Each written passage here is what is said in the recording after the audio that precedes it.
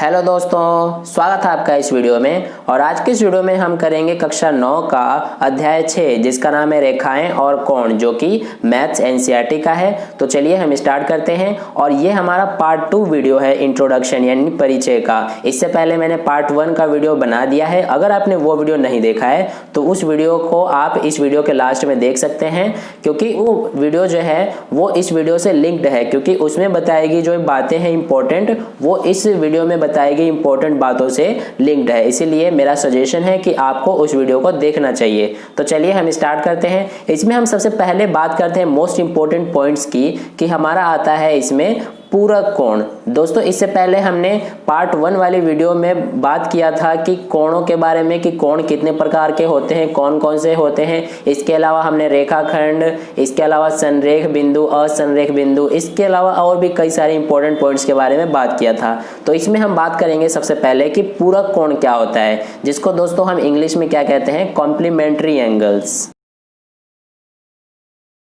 ठीक है, तो इस तरह से अगर हम बात करें पूरक कोण किन्हें कहते हैं, तो इसका मतलब होता है कि दो कोण यानी x प्लस वाई, अगर इन दोनों कोणों का योग 90 डिग्री है तो ये दोनों कोण क्या कहलाते हैं, हमारे पूरक कोण। जैसे कि मान लीजिए यहाँ पे अगर x 20 डिग्री दिया गया है तो हमारा y का मान कितना होना चाहिए, 70 डिग्री, क्योंकि दोनों का मान हमेशा कितना होना चाहिए, 90 डिग्री। तो इस तरह से हम कह सकते हैं कि जो 20 है वो हमारा 70 का पूरक है और 70 डिग्री जो है वो 20 डिग्री का पूरक है। तो इस तरह से ये हमारा पूरक कोण का एग्जाम्पल हुआ। इसके अलावा हम और भी एग्जाम्पल ले सकते हैं, जैसे 80 डिग्री प्लस 10 डिग्री, ये हो जाएंगे हमारे दोनों पूरक कोण। तो इस तरह से हमने ये पूरक कोण के बारे में जाना। अब हम नेक्स्ट पॉइंट की इसमें बात करते हैं, जो कि हमारा आता है समपूरक कोण। ठीक है दोस्तों, अब इसकी इंग्लिश में हम इसको क्या कहते हैं, सप्लीमेंट्री एंगल्स। तो दोस्तों अब हम बात करें अगर सप्लीमेंट्री एंगल्स यानी कि संपूरक कोण किन्हें कहते हैं, तो इसमें ये a प्लस बी यानी कि दो कोणों का योग अगर 180 डिग्री हो तो फिर हम इन्हें क्या कहते हैं, समपूरक कोण। जैसे कि मान लीजिए यहाँ पर a 50 degree plus b 130 degree हो, तो इस तरह से ये क्या है, हमारे दोनों समपूरक कोण। और इस तरह से बात करें 130 डिग्री का समपूरक क्या हो जाएगा, 50 डिग्री। इसके अलावा हम बात करें अगर 80 डिग्री का समपूरक क्या है, तो वो 100 डिग्री होगा। ठीक है दोस्तों, तो इस तरह से हमारे ये दो कोणों के प्रकार है, पूरक कोण और समपूरक कोण। अब काफी बच्चों को इसमें डाउट होता है, वे पूरक कोण और समपूरक कोण में थोड़ा कंफ्यूज हो जाते हैं। तो इसमें आप समझ सकते हैं ट्रिक लगा के, कि जैसे पूरक कोण है, पूरक ये छोटा सा वर्ड है, इसलिए इसका ये जो नंबर है ये भी छोटा है 90 डिग्री, और समपूरक ये थोड़ा बड़ा है तो इसलिए इसका नंबर भी ये बड़ा है 180 डिग्री। ठीक है दोस्तों, तो इस तरह से ट्रिक करके आप इसको ध्यान में रख सकते हैं अपने माइंड में। अब चलिए हम नेक्स्ट पॉइंट की बात करते हैं, जो कि हमारा आता है आसन कोण। तो दोस्तों आसन कोण की अगर हम बात करें, सबसे पहले हम इसकी इंग्लिश में लिखते हैं, तो इसको हम कहते हैं एडजेसेंट एंगल्स। तो दोस्तों अब अगर हम बात करें कि आसन कोण यानी कि एडजेसेंट एंगल्स, तो इसे हम किन्हें कहते हैं, तो जैसे यहाँ पर हम समझते हैं कि मान लीजिए यहाँ पर इस तरह से हमारा एक रेखा है और इसके अलावा यहाँ पर एक ये और एक ये इस तरह से। अब इसमें एक ये कोण बन रहा है और इसके अलावा एक ये वाला कोण बन रहा है, यानी कि यहाँ पे दो कोण बन रहे हैं। अब इसमें हम नाम लिख देते हैं, जैसे कि मान लीजिए ये A, ये हो जाएगा हमारा B, ये C और ये D। तो यहाँ पर आप क्या देख रहे हैं कि ये यहाँ पे दो कोण है, एक तो कोण यहाँ पर ये DBC और एक कोण है ABD। ठीक है, तो इसमें दो कोण देख रहे हैं आप, तो इसमें क्या है कि इसमें एक ये और एक ये दोनों कोण यहाँ पे बन रहे हैं। तो इस तरह से अगर हम इस फिगर पे यानी कि इस आकृति पे बात करें, तो इसमें आप क्या देख रहे हैं कि ये वाला जो भुजा है ये क्या है, उभयनिष्ठ है, यानी कि इस वाले कोण में भी ये आ रहा है और इस वाले कोण में भी ये आ रहा है। ठीक है, तो इस तरह से ये हमारा क्या है, BD एक उभयनिष्ठ है। ये तो फर्स्ट पॉइंट हो गया। इसके अलावा अगर हम बात करें इसमें कि ये जो शीर्ष देख रहे हैं आप, यानी कि B बिंदु, ये B पॉइंट जो है, ये भी हमारा क्या है, एक उभयनिष्ठ है, क्योंकि ये इन दोनों कोणों में ही यूज हो रहा है। इस वाले कोण में भी ये यूज हो रहा है और इस वाले कोण में भी ये यूज हो रहा है। तो इस तरह से दूसरा पॉइंट क्या हो जाता है हमारा, कि यहाँ पर एक शीर्ष भी है जो उभयनिष्ठ है। तो दोस्तों उभयनिष्ठ का मतलब आपको पता होगा, जिसको मैंने पार्ट 1 वाली वीडियो में बताया हुआ है। तो इस तरह से यहाँ पर एक भुजा और एक शीर्ष, दो चीजें यहाँ पर उभयनिष्ठ है। और तीसरी चीज की इसमें हम बात करें तो यहाँ पर आप देख रहे हैं कि ये वाली जो भुजा है इसके विपरीत, यानी कि ये और ये दोनों भुजाएं क्या है, आपस में विपरीत है, यानी कि ऑपोजिट हैं। तो इस तरह से यहाँ पर हमारे 3 पॉइंट निकल के आते हैं आसन कोणों के बारे में। तो यहाँ पर अगर हम लिखें इसकी परिभाषा आसन कोण की, तो हम क्या लिखेंगे कि ऐसे कोण जिसमें एक भुजा तथा एक शीर्ष उभयनिष्ठ हो तथा अन्य 2 भुजाएं उभयनिष्ठ भुजा से विपरीत हो तो आसन कोण कहलाते हैं। यहाँ पर हम लिख लेते हैं।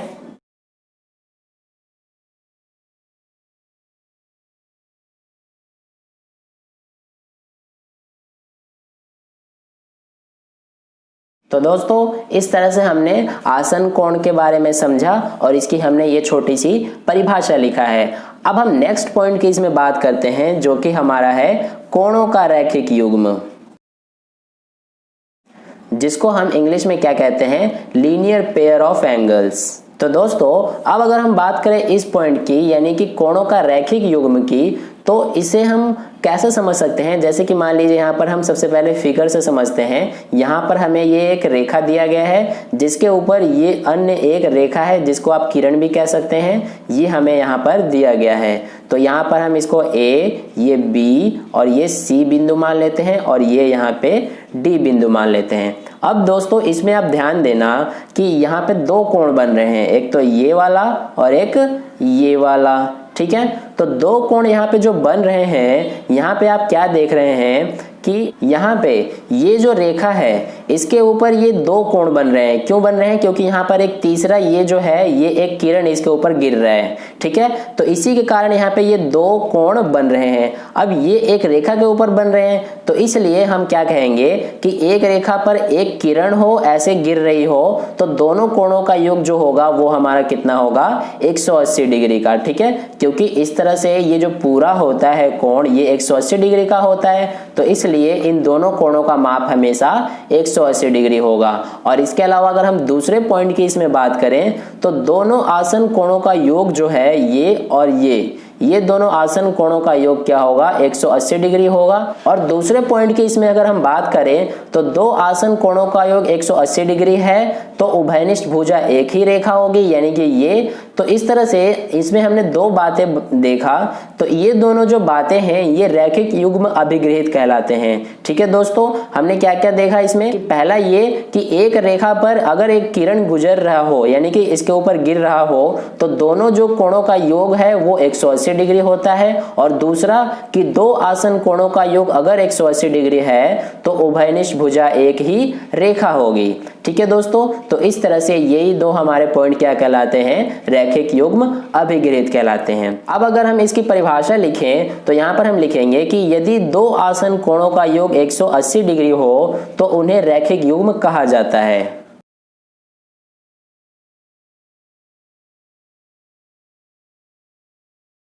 ठीक है दोस्तों, तो इस तरह से हमने समझा कि कोणों का रैखिक युग्म क्या होता है, हम किसे कहते हैं कोणों का रैखिक युग्म। अब हम नेक्स्ट पॉइंट की इसमें बात करते हैं, जो कि हमारा आता है शीर्षाभिमुख कोण।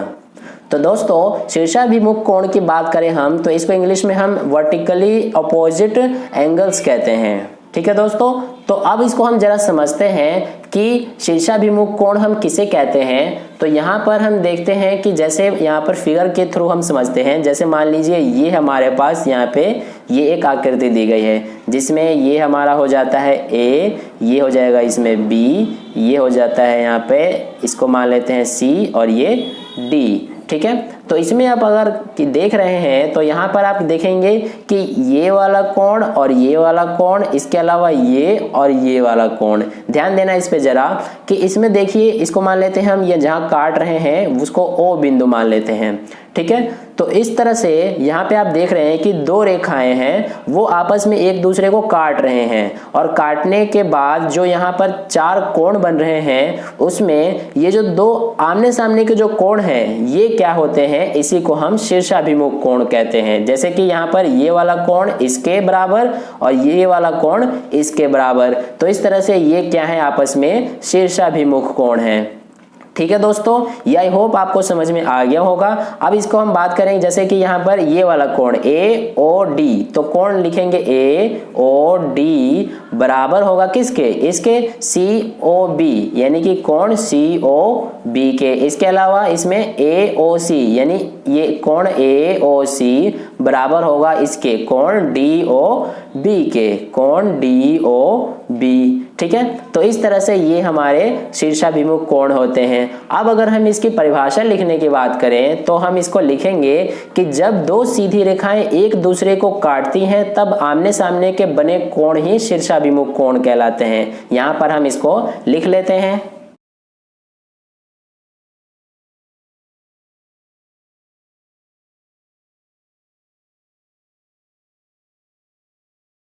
ठीक है दोस्तों, तो इस तरह से हमने समझा कि शीर्षाभिमुख क्या होते हैं, जिसमें दो सीधी रेखाएं जब एक दूसरे को आपस में काटती हैं तो काटने के बाद जो कोण बनते हैं उन्हीं को हम आमने सामने के कोणों को शीर्षाभिमुख कोण कहते हैं। तो इस तरह से हमने ये समझा। अब हम नेक्स्ट पॉइंट की तरफ चलते हैं। तो दोस्तों इसमें अब हमारा आता है नेक्स्ट प्रतिच्छेदी रेखाएं और अप्रतिच्छेदी रेखाएं। तो दोस्तों प्रतिच्छेदी रेखाओं के बारे में हम सबसे पहले बात करते हैं कि प्रतिच्छेदी रेखाएं कौन सी होती हैं। तो जैसे कि यहाँ पर मान लीजिए कोई दो रेखाएं हैं, जैसे कि एक ये और एक ये। तो जब दो सीधी रेखाएं एक दूसरे को कहीं पे भी किसी बिंदु पर काट रही हो तो उन्हें हम क्या कहते हैं, प्रतिच्छेदी रेखाएं। जैसे कि मान लीजिए ये हमारा एक P और ये Q एक रेखा है, इसके अलावा हमारा यहाँ पर ये S और ये R कोई रेखा है। ठीक है, अब ये दोनों जो रेखाएं हैं ये क्या हो रही हैं, आपस में एक दूसरे को इस बिंदु पर यहाँ पर काट रही हैं। तो इसलिए जब दो सीधी रेखाएं एक दूसरे को आपस में काटे तो उन्हें हम क्या कहते हैं, प्रतिच्छेदी रेखाएं। तो इस तरह से अगर आपसे कहा जाए कोई दो रेखाएं खींचने के लिए तो आप एक इस तरह की रेखाएं खींचेंगे या फिर आप एक इस तरीके की रेखाएं खींचेंगे। ठीक है, इसके अलावा आप सोच रहे होंगे कि हम ऐसे भी तो रेखाएं खींच सकते हैं, जैसे कि ये और एक ये, है ना। तो इस तरह से इसके बारे में ही हम आगे बात करेंगे। तो सबसे पहले हम इसमें अब ये बात कर लेते हैं कि ये इस तरह की रेखाएं कौन सी होती हैं। तो जैसे मान लीजिए ये हमारा एक रेखा है P और ये है Q। ये PQ एक रेखा है, इसके अलावा हमारा ये R और ये S कोई एक रेखा है। तो इसमें आप देख रहे हैं कि ये दोनों जो रेखाएं हैं इनके बीच इस तरह से अगर हम एक रेखा इस तरह से डालें तो इस तरह से देखेंगे आप कि यहाँ पर ये एक लंब बन जाता है। यानी कि यहाँ पर अगर ये 90 डिग्री का कोण बनता है तो ऑटोमेटिकली यहाँ पर जहाँ गिर रहा है ये, यहाँ पे भी 90 डिग्री का कोण बन जाता है। ठीक है, तो इस तरह से ये जो है हमारा PQ और RS पर एक लंब रेखा है। ठीक है, अब जरूरी नहीं है कि ये यहीं पर ये लंब हो, हम इस तरह से यहाँ कहीं पे भी इस तरह से हम लंब खींच सकते हैं ऐसे। ठीक है, तो इस तरह से ये क्या होंगी हमारे, ये इस तरह से लंब रेखाएं होंगी। और जैसे इनका मतलब ये है कि ये दोनों जो रेखाएं हैं इनकी जो दूरी है बीच की ये हमेशा ही बराबर है। तो इस तरह से हम क्या कह सकते हैं कि ये हमारे कौन सी रेखाएं हैं, अप्रतिच्छेदी रेखाएं, क्योंकि इनको हम कितना भी आगे तक बढ़ा लें ये आपस में कभी भी एक दूसरे को नहीं काट पाएंगी। तो इसलिए ये हमारी किस प्रकार की रेखाएं हैं, अप्रतिच्छेदी रेखाएं हैं।